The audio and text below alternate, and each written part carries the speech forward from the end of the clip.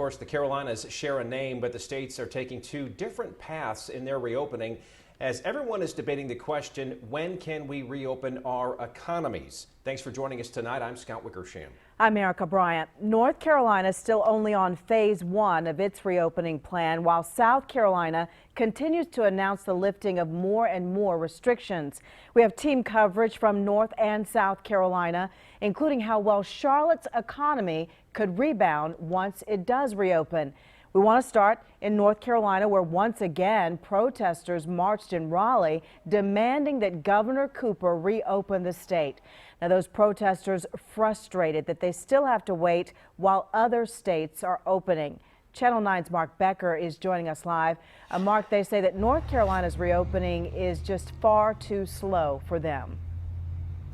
Yeah, Erica, let's be clear here. We have seen some changes since we officially went into phase 1 at 5 p.m. on Friday, right? SOUTHPARK Mall opened up over the weekend, and I've seen a good bit of traffic here today, certainly. But there are people, as you say, who say we simply aren't moving far enough or fast enough. And many of them were out in Raleigh today, back on the streets in front of the Capitol there, pushing for an accelerated opening here in North Carolina.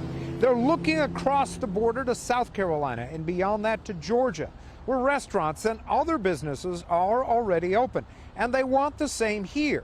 But in a news conference just a couple of hours ago, the governor spoke to their concerns and said North Carolina's metrics are headed in the right direction. But he also said we need a full 14 days from the time we started phase 1 to make sure that progress is real.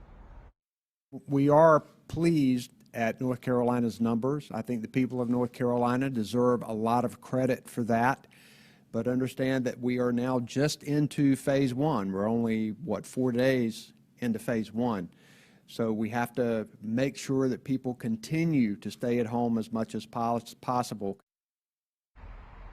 You know, that 14 days isn't something that Governor Cooper just dreamed up. It comes, of course, from that 14 days of quarantine, which is standard if someone is exposed to the coronavirus. Now, having said that, he's also getting some political pressure from Raleigh to move things along faster and farther. We'll have a little bit more on who's saying what coming up on Eyewitness News at 6, along with the governor's response. Erica? Scott? All right, Mark, thanks very much. We'll look forward to that report coming up at 6 o'clock.